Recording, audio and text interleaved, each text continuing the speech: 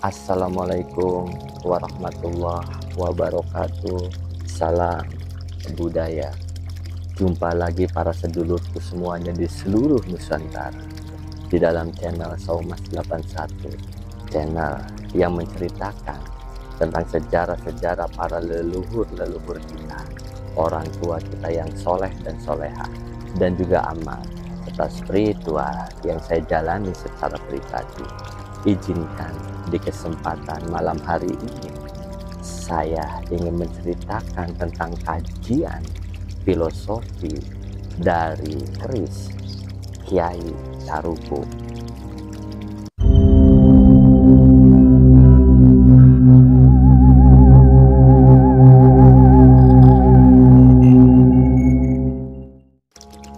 Apa kabar para sedulurku semuanya? Mugi-mugi para sedulur di seluruh Nusantara, dimanapun kalian berada, selalu diberikan kesehatan, waluyajati, kelawan rahmat lan hidayah saking kersanipun Gusti Allah Subhanahu wa Ta'ala.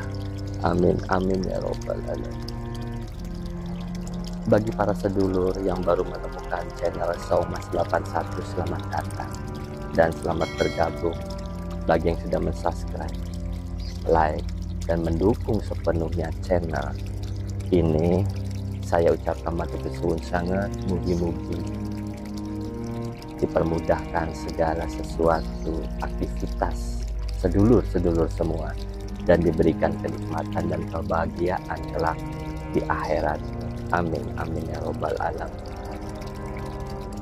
Mugi-mugi para sedulur, channel ini menjadikan sebuah motivasi dari sejarah itu sendiri untuk ke depan, berupa kehidupan kita wujud dalam warna kehidupan yang sedulur-sedulur jalani, proses baik dari planning jangka pendek maupun jangka panjang mempengaruhi itu semua agar menjadi sukses, jaya, sempurna, jaya ning dunia lan sempurna ning akhirat.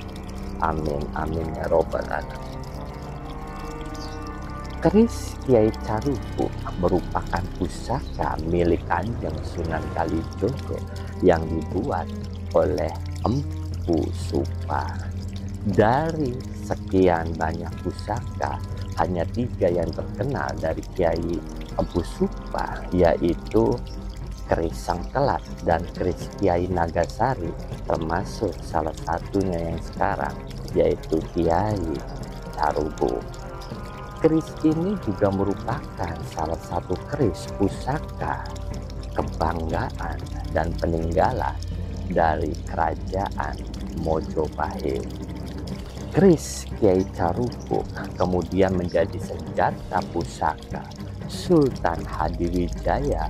Konon menurut cerita sejarah, keris Kiai Carupo sanggup mengalahkan keris Kiai Setan Kober milik Arya Panangsang, yang kala itu dipakai oleh utusan Arya Panangsang untuk melaksanakan percobaan pembunuhan terhadap Sultan Hadiwijaya.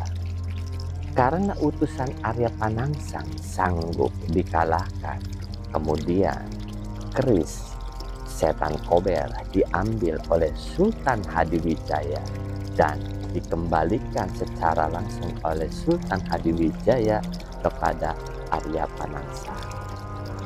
Tindakan tersebut membuat Arya Panangsang tersinggung dan marah besar, sehingga terjadilah keributan di antara keduanya. Alhamdulillah, keributan itu dapat dirirai, dapat terselesaikan oleh Kanjeng Sunan Kudus. Keris itu sendiri para sedulur yang banyak diceritakan lebih kepada sesuatu yang berbau mistik atau sesuatu yang terkadang di luar logika kita.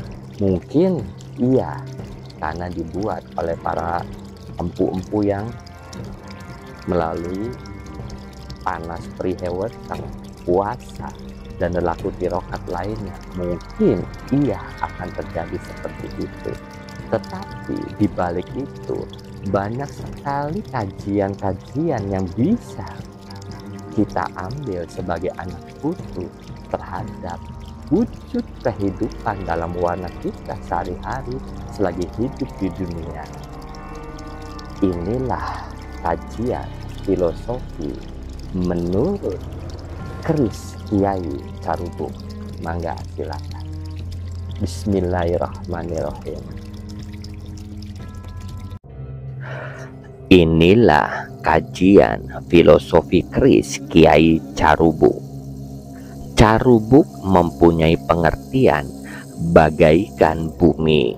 Menjadi manusia harus momot, bakuh, pengkuh, aja tampik ingkang den arepi among, marang ingkang becik kelowo kang aja ala den emohi.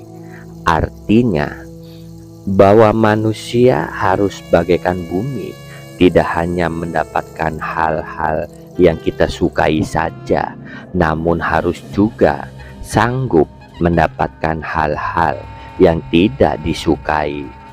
Alasannya yakni kesemuanya itu wujud warna kehidupan, bagaikan bumi yang selalu sanggup mendapatkan biji yang baik ataupun yang tidak baik. Penerimaan mengandung arti seseorang yang nerimo akan sesuatu hal. Penerimaan di sini bukan sekedar penerimaan apa adanya atau mengalah pada nasib, melainkan penerimaan atas hasil usaha atau ikhtiar yang telah dilakukan. Berusaha, berdoa, dan tawakal yakni wajib.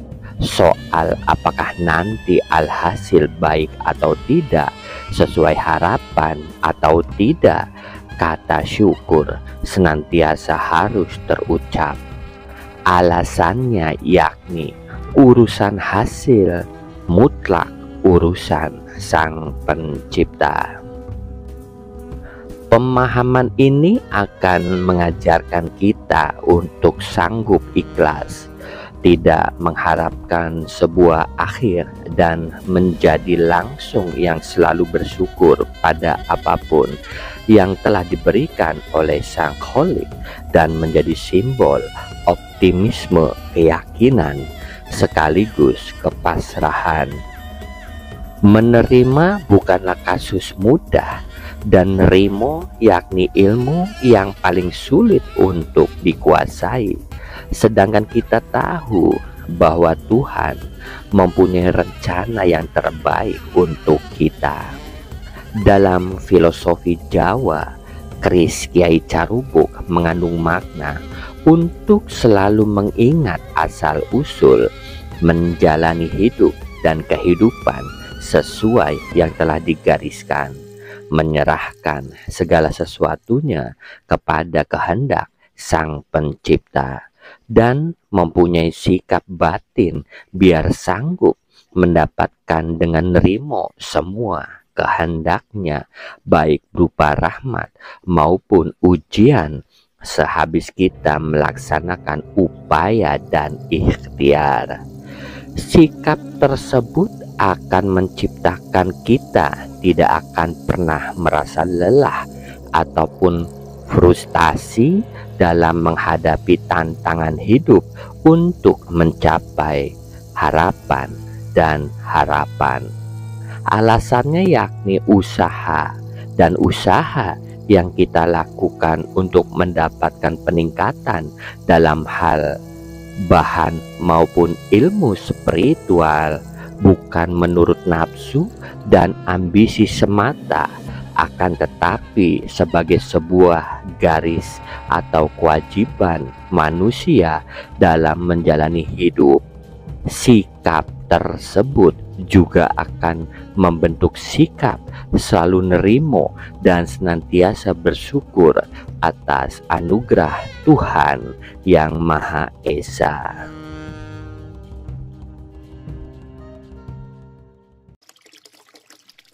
Luar biasa sekali kajiannya ya para sedulur ya. Mudah-mudahan sedikit-sedikit kita bisa untuk menjadi berbuat baik dan menjadi baik dalam kehidupan kita. Dalam filosofi Jawa, Luk 7 disebut pitu yang berarti pitutur, piwulang, dan pitulungan yang artinya ajaran yang mengandung suatu kebaikan, petunjuk, dan pertolongan. Angka 7 bagi penduduk Nusantara, terutama Jawa, merupakan angka keramat yang mempunyai makna ketentraman, kebahagiaan, kewibawaan, dan kesuksesan. Amin, amin ya robbal alamin. Angka 7 sanggup disamakan juga dengan jumlah lapisan langit bersap-sap sampai angka 7. Begitu juga dengan jumlah hari dalam seminggu yang terdiri dari 7 hari. Ini banyak sekali juga hadis-hadis dan di dalam Al-Quran yang mengandung arti atau makna tentang 7. Selain itu, aneka macam ritual selamatan mempunyai angka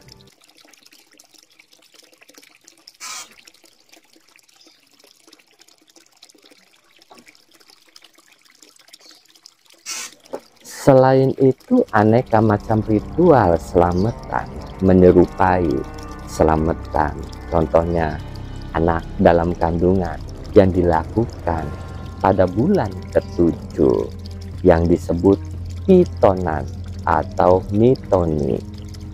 Dalam upacara kematian juga dilakukan peringatan pada hari ke-7, yaitu pitung dinaan. Itu para sedulur filosofi-filosofi yang terkandung di dalam makna dari keris Kiai Carubo. Adapun dari sebagian yang lain, ada yang melaksanakan dan ada juga yang tidak dalam arti selamatan tradisi-tradisi Jawa yang dilakukan oleh orang Jawa. Walaupun sebagian juga tidak melakukan itu, bukan menjadi suatu masalah besar atau menjadi polemik bagi kita. Itu adalah suatu kepercayaan, dilakukan silakan, tidak yang jadi masalah, karena kembali lagi kebaikan-kebaikan yang dilakukan itu adalah wujud dari warna kehidupan kita pribadi terhadap Gusti Allah Subhanahu wa Ta'ala. Jadi jangan dijadikan suatu keributan atau tukaran antara satu dengan yang lainnya. Ini boleh dan tidak boleh, ataupun bid'ah atau seperti apapun. Bagi saya pribadi, jalankan saja menurut dari keyakinannya. Karena apa? Semuanya ketika kita berpulang kepada Gusti Allah Subhanahu wa Ta'ala akan dipertanggungjawabkan. Amalanmu tanggung jawabmu, amalanku tanggung jawabku. Mari kita sama-sama mempertanggungjawabkan semua aktivitas kita ketika hidup di dunia ini kepada Gusti Allah Subhanahu wa Ta'ala. Itu saja para sedulur ya, mudah-mudahan ada manfaatnya tentang pertemuan malam hari ini, menjadi satu ilmu yang bermanfaat baik bagi diri pribadi saya yang bodoh ini, dan juga untuk sedulur-sedulur semua di seluruh Nusantara. Amin, amin ya robbal alamin. Kula mohon ampura jika ada pitutur lan omongan kula munalan muni kang salah kula secara pribadi, mohon ampura sedalam-dalam. Assalamualaikum warahmatullahi wabarakatuh. Salam budaya.